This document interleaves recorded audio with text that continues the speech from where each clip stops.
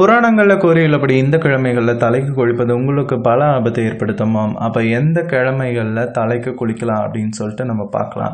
தலைக்கு குளிப்பது அப்படின்றது அனைத்து கலாச்சாரங்களுமே மிகவும் முக்கியமானதாக இருக்கு. வாரத்தின் ஒவ்வொரு நாட்களுக்கும் ஒரு அர்த்தம் உள்ளது. உலகின் ஒவ்வொரு கலாச்சாரத்திலும் மதத்திலும் ஒவ்வொரு நாளுக்கும் ஒரு அர்த்தம் உள்ளது. குறிப்பாக இந்து மதத்தில் ஒவ்வொரு நாளுக்கும் ஒரு கடவுளும் வழிபாடும் உள்ளது. எந்தெந்த நாட்களில் தலைக்கு குளிக்க வேண்டும் என்று நமது வேதங்களில் கூறப்பட்டிருக்கு. அதன்படி சில நாட்களில் தலைக்கு குளிப்பது உங்களுக்கு நல்ல பலன்களை வழங்கும். அதே சமயம் சில நாட்களில் தலைக்கு குளிப்பது கெட்ட பலன்களை வழங்கும். இந்த வீடியோ பதிவில் எந்தெந்த நாட்களில் தலைக்கு குளிக்கக்கூடாது அப்படின்னு சொல்லிட்டு பார்ப்போம். செவ்வாய்க்கிழமை. புரதான நம்பிக்கைகளின்படி செவ்வாய்க்கிழமைகளில் தலைக்கு குளிப்பது என்பது தடை செய்யப்பட்ட ஒன்று. குறிப்பாக செவ்வாய் தோஷத்தால் பாதிக்கப்பட்டவங்க செவ்வாய்க்கிழமை அன்று கண்டிப்பாக தலைக்கு குளிக்கவே கூடாது. செவ்வாய்க்கிழமை அன்று தலைக்கு குளிப்பது உங்கள் மீது செவ்வாயின் தாக்கத்தை அதிகரிக்கும். இதனால் உங்களோட வாழ்வில் பல இன்னல்கள் ஏற்பட வாய்ப்பு இருக்கு. இதனால தான் செவ்வாய்க்கிழமைகளில் தலைக்கு குளிக்கக்கூடாது என்று நமது முன்னோர்கள் கூறியிருக்கிறாங்க. புதன்கிழமை. முன்னோர்களின் கூற்றுப்படி புதன்கிழமை பெண்கள் தலைக்கு குளிக்கவே கூடாது. இந்தியாவின் பல பகுதிகளில் இன்றும் பெண்கள் இதனை வழக்கமாக கொண்டிருக்காங்க. ஒரு மகனை கொண்ட தாய்மார்கள் ஒருபோதும் புதன்கிழமை அன்று தலைக்கு குளிக்கவே கூடாது அப்படின்னு சொல்லிட்டு கூறப்படுது. இது அவர்களின் மகனை ஆரோக்கிய ரீதியாக பாதிக்கும். அதே போல புதிதாக திருமணமான பெண்கள் புதன்கிழமை அன்று தலைக்கு குளிக்க வேண்டும் என்று கூறப்படுது. இவ்வாறு செய்தால் அவர்களுக்கு ஆண் குழந்தை பிறக்கும் என்பது நம்பிக்கை. வியாழக்கிழமை.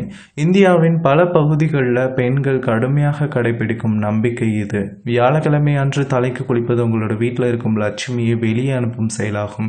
இதனால உங்களோட நிதிநிலை மிகவும் மோசமடையக்கூடும். மேலும் புராண கதைகளின்படி வியாழக்கிழமையில தலைக்கு குளிக்கும் பெண் தன்னுடைய செல்வத்தை படிப்படியாக இழப்பார்கள் என்று கூறப்படுது.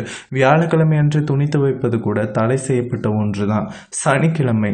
சனிக்கிழமை தலைக்கு குளிப்பதை பற்றி பலவிதமான கதைகள் இந்து புராணங்கள்ல இருக்கு. சில நம்பிக்கைகளின்படி சனிக்கிழமை தலைக்கு குளிப்பது உங்களுக்கு இருக்கும் சனி தோஷத்தின் பாதிப்பை குறைக்கும் என்று கூறப்படுகிறது.